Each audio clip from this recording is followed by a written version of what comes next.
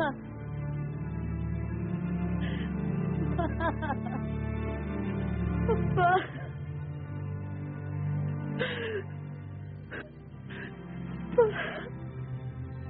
Masyado niyang dinamdam na hindi niyo pakikita.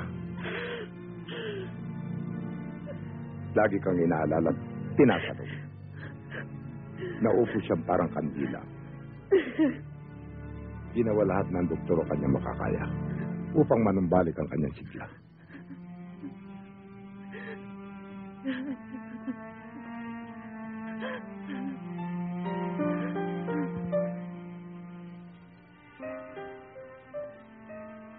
Kung sa bagay, napakaaga pa para sabihin ko sa iyo ang mga bagay na ito.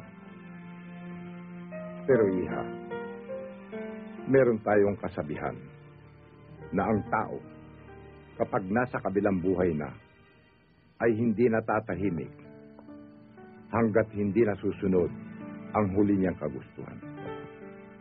Kaya, Georgia, para malimutan na natin itong malungkot na pangyayari, dapat magpasya ka para mabawasan na yung pananagutan.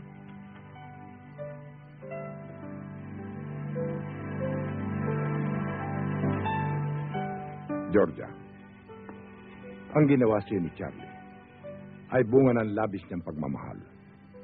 Patawarin mo siya, Georgia. At sa palagay ko, yan din ang gugustuhin ng papa mo kung siya nabubuhay pa.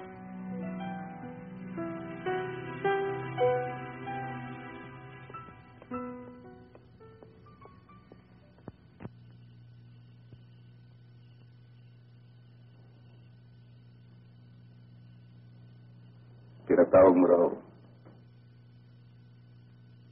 Oo. May importanteng bagay akong sasabihin sa'yo. Delphine, hindi ko alam kung paano ko sasabihin ito. Kasi, mula nang ilibing ng papa, marami ng bagay ang sumagi sa aking isip na maaaring magpabago ng takbo ng aking buhay. Nakapag-desisyon na ako. Susundin ko ang payo ng tiyodang niya. Makakasal ako kay Charlie. Yan ang inaakala mong tamang pasya. Yan ang kailangan mong gawin. Ikaw lang nakakalam kung anong makakabuti para sa'yo. Pero hindi lang yan ang gumugulo sa akin ngayon. Napakalaki ng utang na loob ko sa'yo, Delphine, kaya ayaw ko sanang magdamdam ka. Kaya bago ko ipahayag ang lahat ng ito sa kahit na sino, ikaw na ang una kong pagtatapatan. Salamat naman, Georgia. Bigyan mo ako ng importansya. Kahit hindi na kailangan pa. Nahihiya nga ako eh. Pero alam kong hindi kayo nagkakasundo ni Charlie. Kaya pinakamabuti na sigurong umuwi ka na muna. Magkaibigan tayo, Georgia. Hindi ka dapat mahiya sa akin. Asahan mo, nare-respetuhin ko ang mga desisyon mo. Uuwi ako bukas ng umaga. Delphine?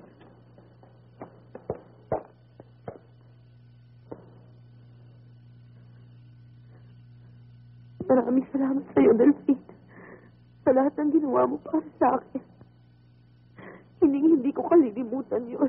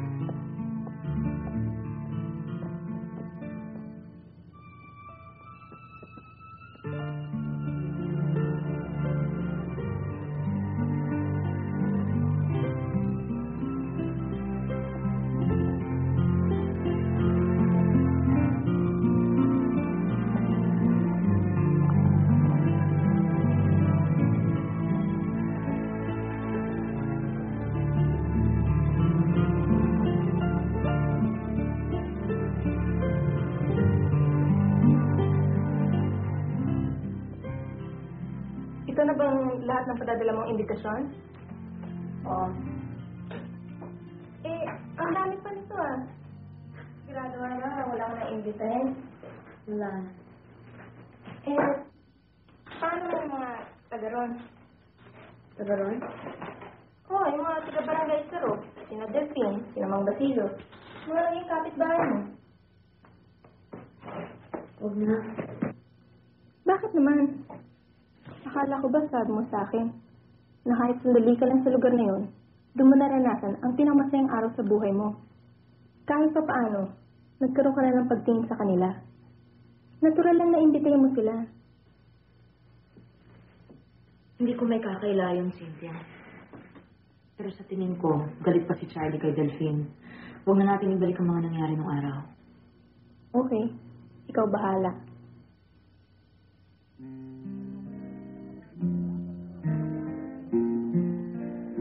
Pabira naman niya si Gloria, oo. Ni hindi man lang tayo naalaala, padalhan ng imbitasyon. Kahit pabalat bunga. Sa bagay, sino nga ba naman tayo para maalaala, ano? Masyado ka namang madrama, Basilio. Mabuti na ngayon nangyaring yun.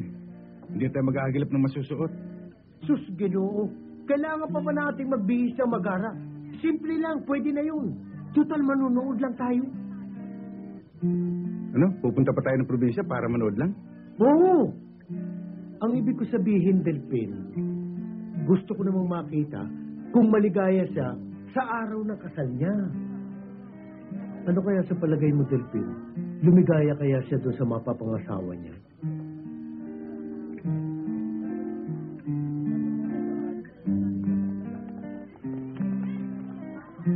Si attorney.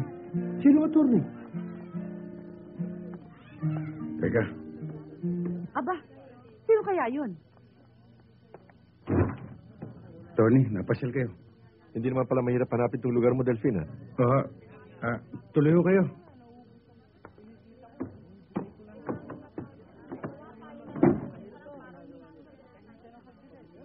Napag-alaman ko na ikaw pala ang kumukup kay Georgia nung umalis siya sa bahay. Kaya nasisiguro ko na may pagmamalasakit ka sa kanya. Nito mga huling araw, bago namatay si Don Dionisio, may nararamdaman akong hindi tama sa bahay ng mga Saragosa. Hindi ko na sasabihin sa iyo mga detalye, pero gusto kong malaman mo na sa aking pananaw, kahinahinala ang pagkamatay ni Don Dionisio. Kailangan ko ang tulong mo, Delphine.